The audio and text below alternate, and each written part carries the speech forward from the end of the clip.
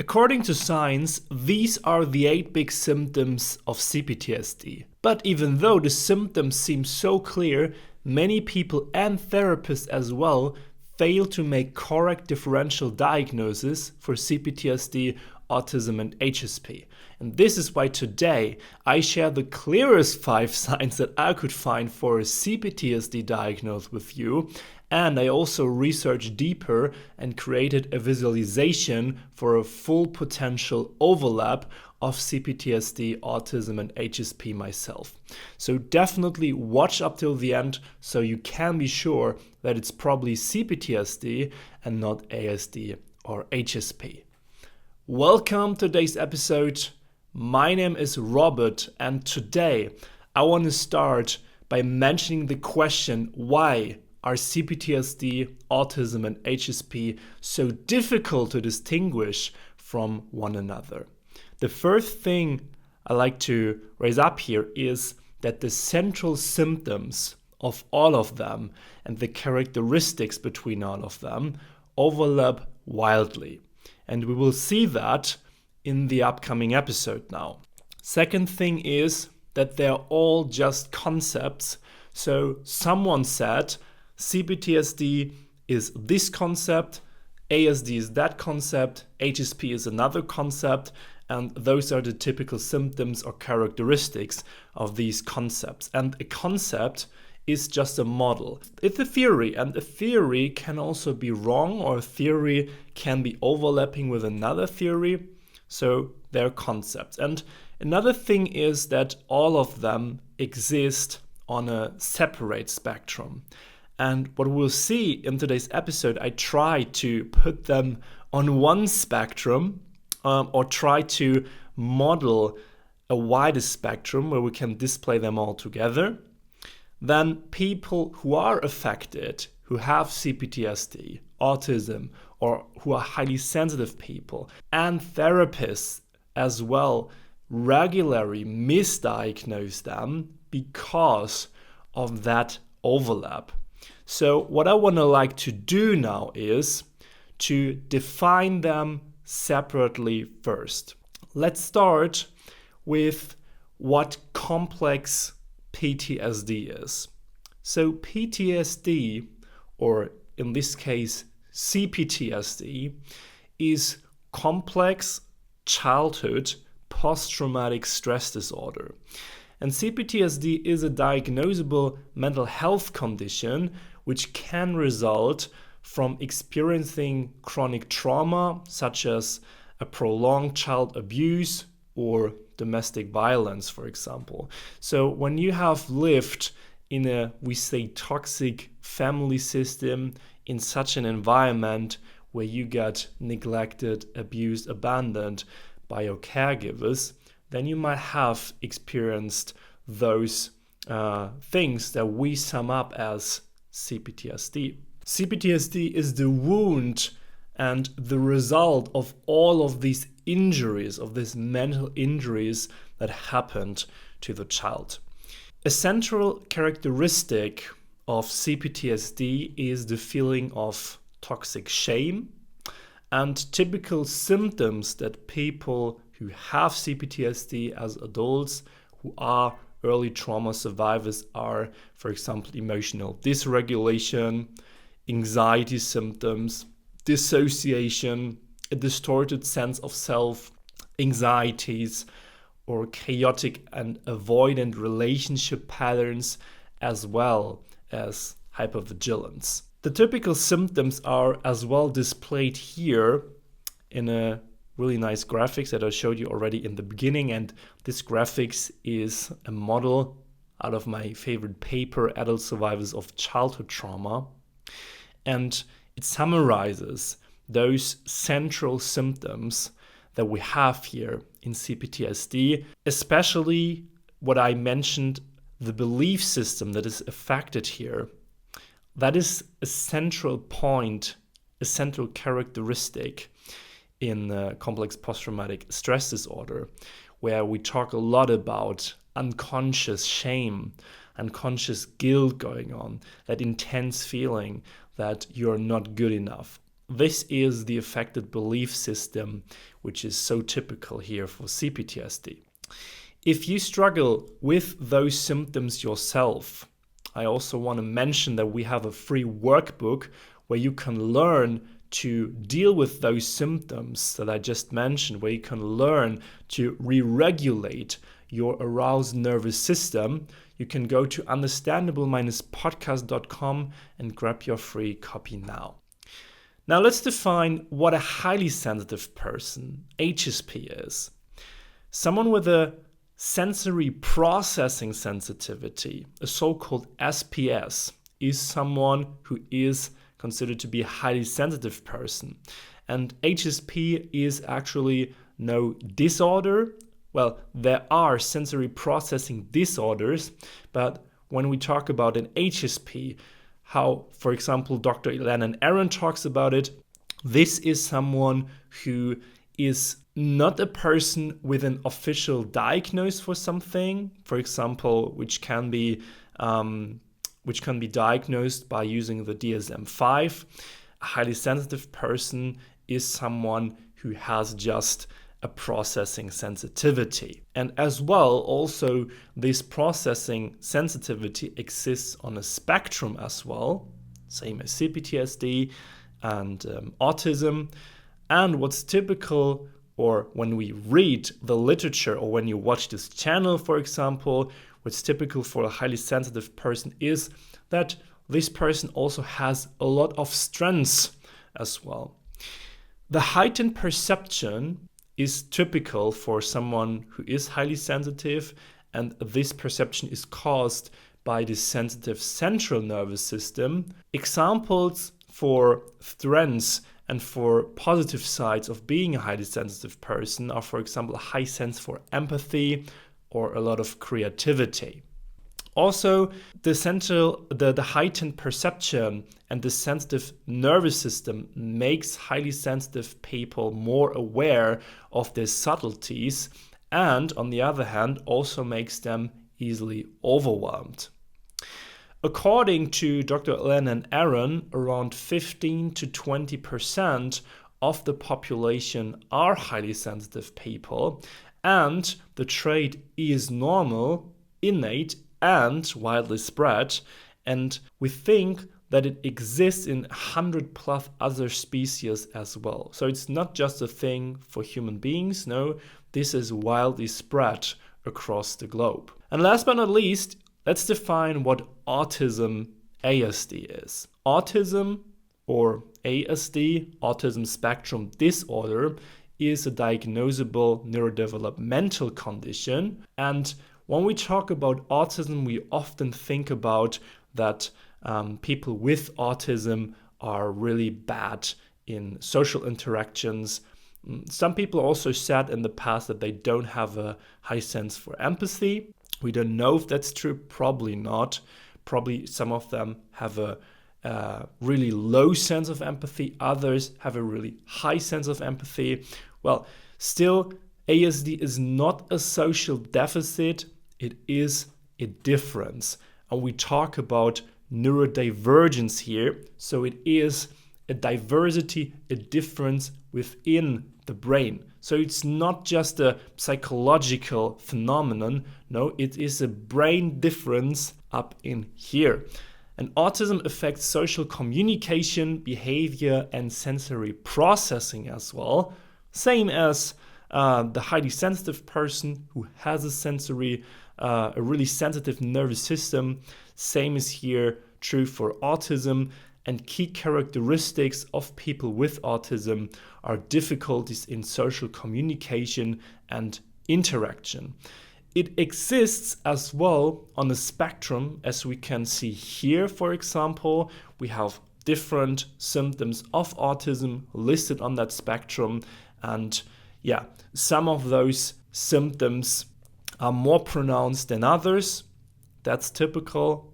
And this is where I try to bring them all together on one big spectrum. So the overlap between CPTSD, between neurodevelopmental conditions such as autism and ADHD as well, BPD as well, other anxiety conditions, and as well as HSP, so the sensory processing sensitivity.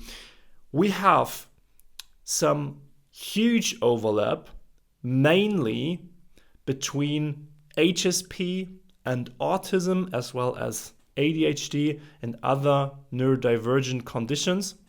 I believe, that's my own observation, that most of the people with autism, maybe all of them, are highly sensitive people, but not every highly sensitive person is someone who has diagnosable autism.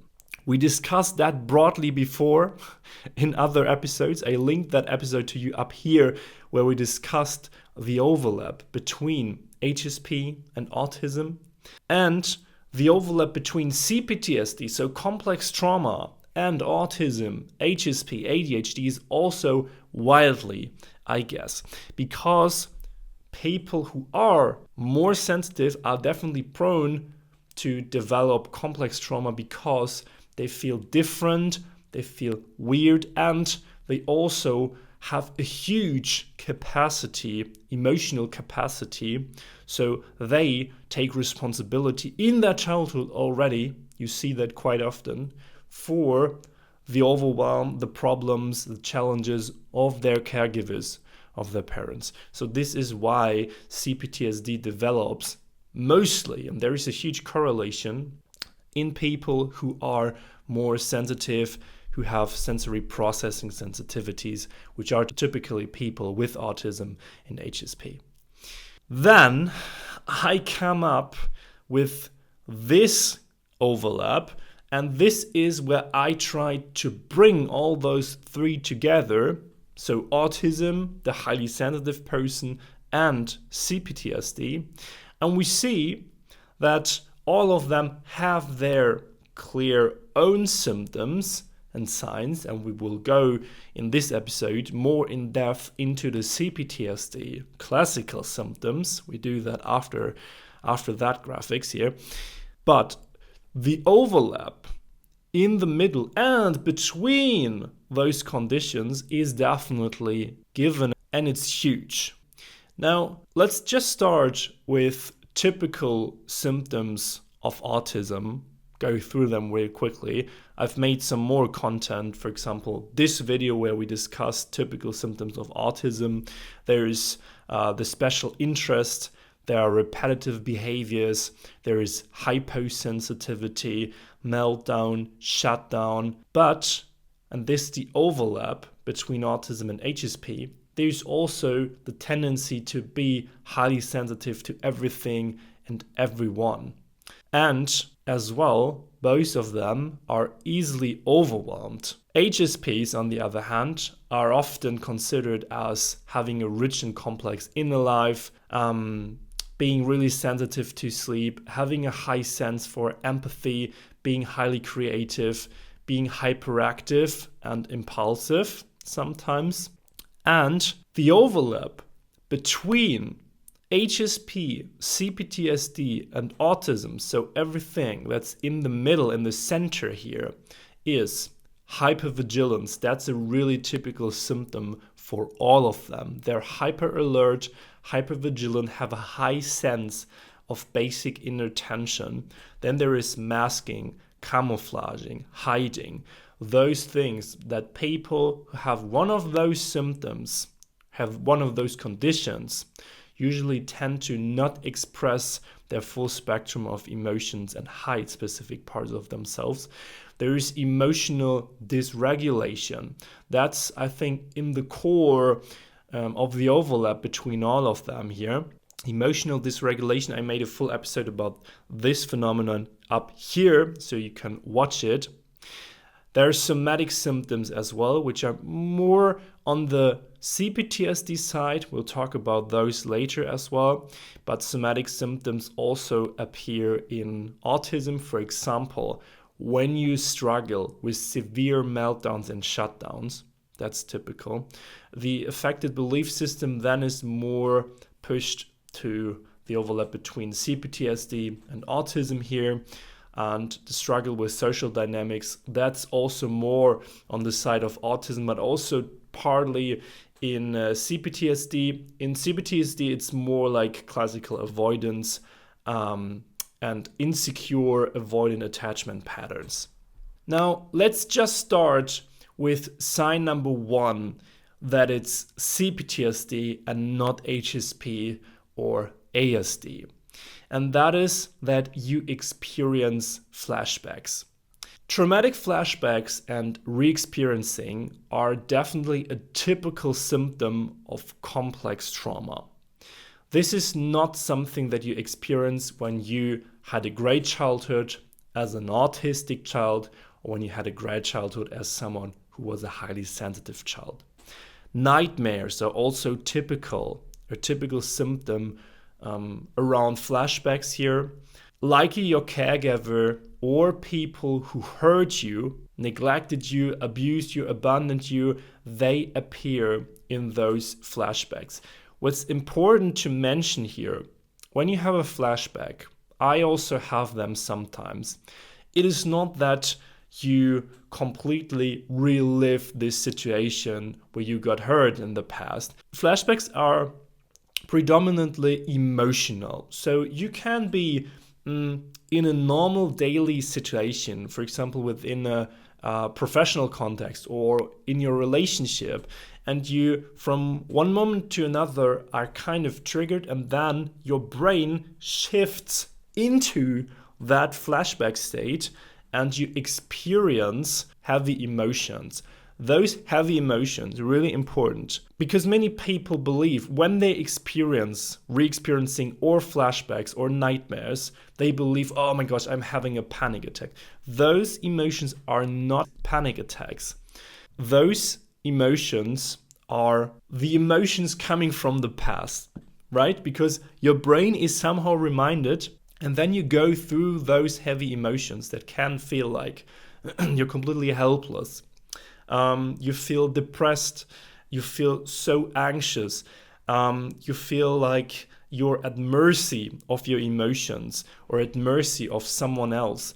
Those are the emotions that you become reminded of. And many people who are affected misinterpret them as panic attacks. Sign number 2, you experience states of dissociation. Dissociation, also really typical for CPTSD, means that people are losing track of time and place.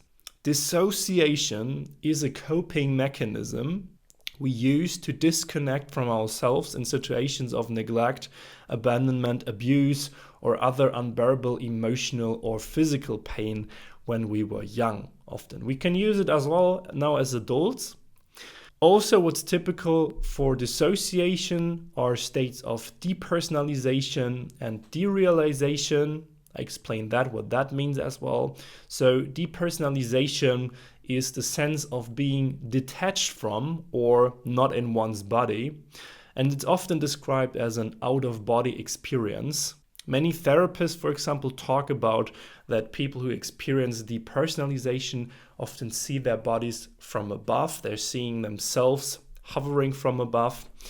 Sometimes it's also like, you can try that. Imagine that, imagine that you went for a walk the past days.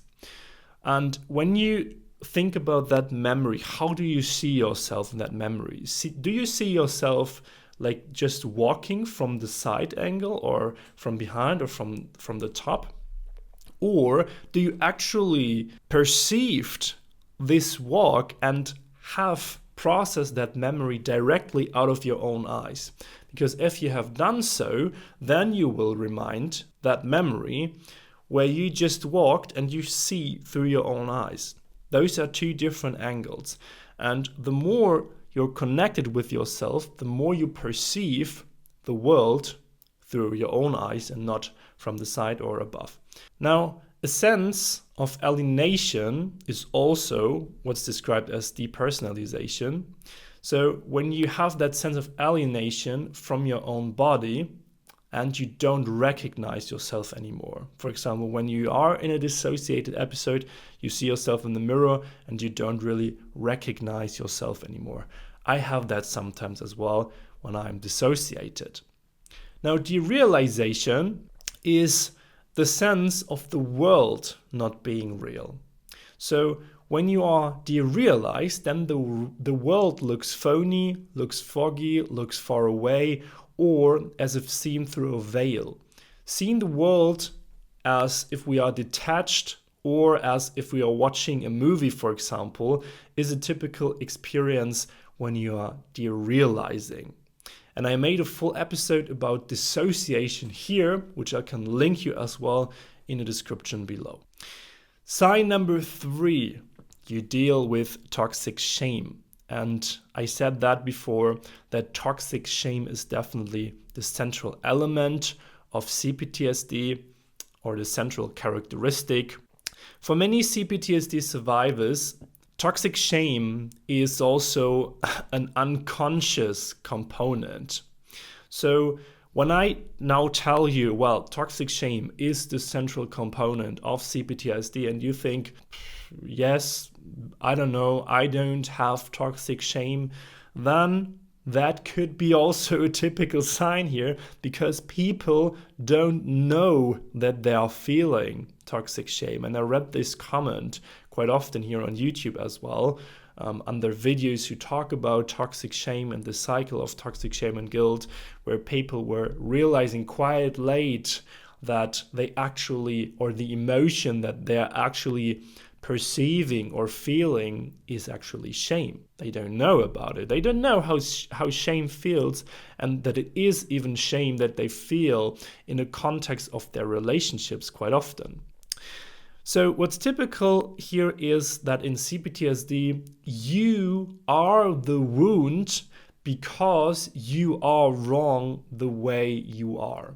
This is the injury that you experienced when you, for example, got hurt, got abandoned, got abused as a child. And chronic shame and guilt are emotions that you might experience especially within your relationships, because this is where they come from. That's the origin. And you will constantly then find yourself in the cycle of toxic shame and guilt. And we can see that here. I also made a full episode about that cycle of toxic shame and guilt already, where we talked about that in detail. But what's actually happening is that you sense specific emotions and needs. We all do that. When you are a child and you experience specific emotions and needs, you try to express them. You cried, you said, I want this, I want that, I don't want that. And the feedback you got maybe from your caregivers was quite often, don't do that. Don't be like that. Don't be so sensitive. You shouldn't want that. You shouldn't feel that. You shouldn't be like that. Now, the message that you get is, I did something wrong. So now you feel guilty. And because this is a repetitive thing, so you don't experience that once with a caregiver. No, you maybe experience that a couple times, hundreds of times. So what you learn is, whenever I want something, whenever I feel something, I should feel guilty. And then you learn that you shouldn't be that way, that there is something wrong with you when you want these things. But you want them because you're a human being. What you feel then is shame, because you believe it's not about what I do or how I behave. No, it's about me. I am wrong. I should feel ashamed because of myself. So you are the wound when you have CPTSD. And out of that develops, of course, a distorted identity, because now you believe that you are the problem, that you are wrong. And what do? You mask, hide your emotions and needs. And you adapt to the other's behavior. You constantly suppress your emotions and needs until they break out, and then the cycle starts again. So this is actually the typical cycle of toxic shame and guilt that people who have experienced those childhoods, this is what they feel. Sign number 4, you have an anxious and avoidant attachment style. Early trauma survivors believe at their core that they cannot trust other people. They may fall in love hard in the beginning, and that's a typical limerence state then. Made a full episode about limerence here, but we'll explain that as well in a bit. And when they experience this first phase of infatuation, where they are super limerent, where they just feel super, I want everything from that person I just met. After that, then they become cold and avoid that person that they wanted so much. And it feels like that the other person now is too much or too close. What they do is they fear intimate relationships and closeness plus commitment, because commitment and closeness makes them feel panicky. Now, limerence, I explained that now, that is an emotional state or a phase that happens during the infatuation phase of a relationship. Being limerent means that you are more in love with the image or the vision you have about that person that you just met or your partner in your mind than with the actual person.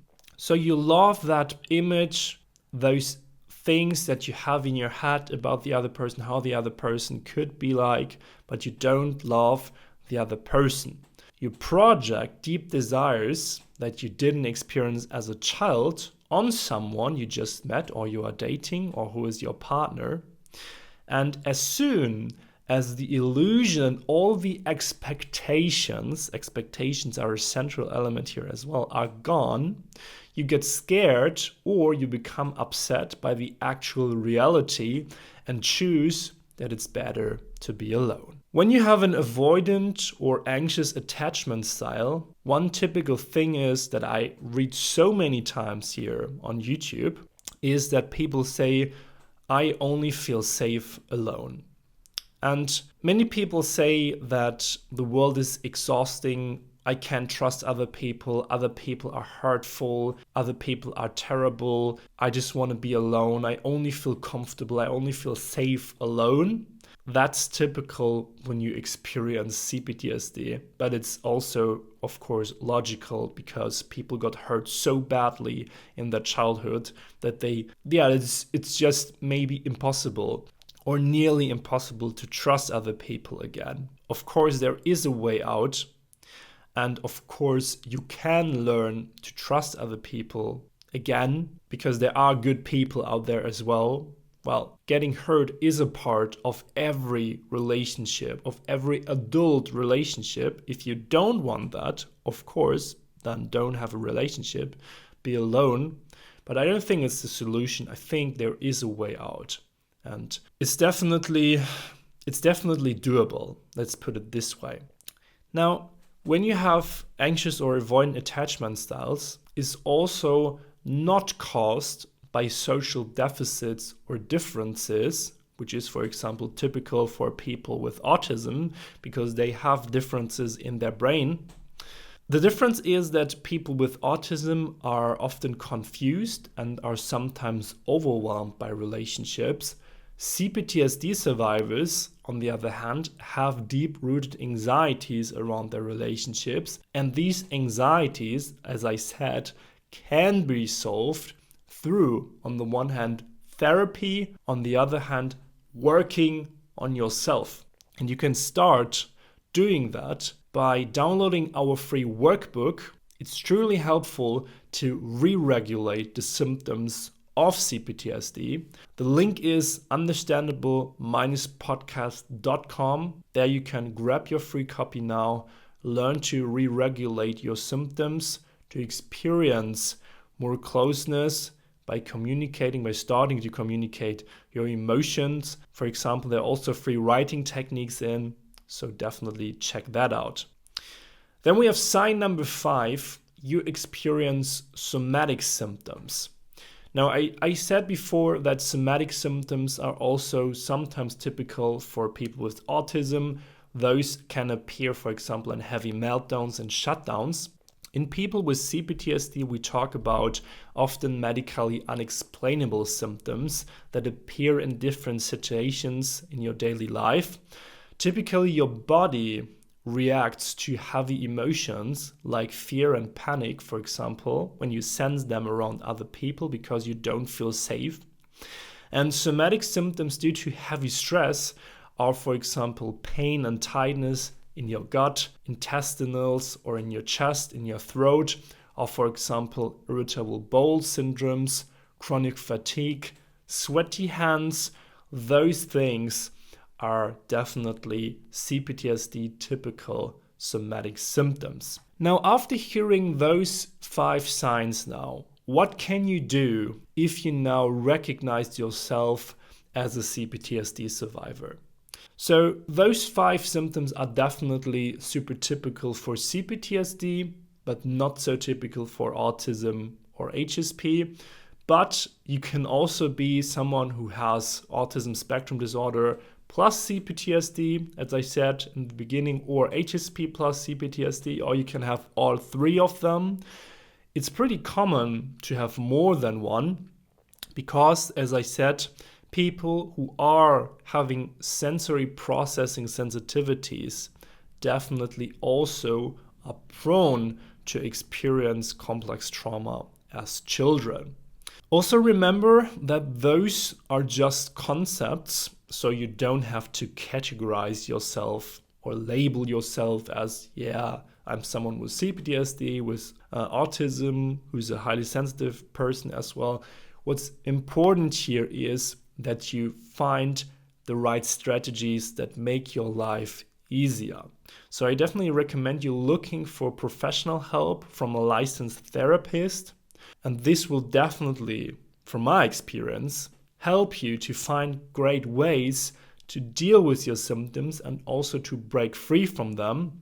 You can also look more into literature around CPTSD. The paper that I just linked to you in the description below, Adult Survivors of Childhood Trauma, helped me quite a lot. You can also, for example, get our free workbook to start to identify and re-regulate those symptoms. I think there are a lot of things, a lot of free sources that you can use to learn more about those topics, especially about the symptoms which are typical for CPTSD. And as soon as you get a clear image of those symptoms and that many of them are just coping mechanisms and reactions from the past, as soon as you do so, it will definitely get easier. Now, those were the final thoughts from my side. What do you think about the topic? Have you recognized yourself as being someone with CPTSD, or do you think you have other conditions like autism or high sensitivity as well? Definitely let me know in the comments. And if you want to support the podcast, the channel here, also share the episode with your friends. Leave me a 5-star review on Apple Podcasts or Spotify. Subscribe, and I see and speak to you in the next episode. Have a great day.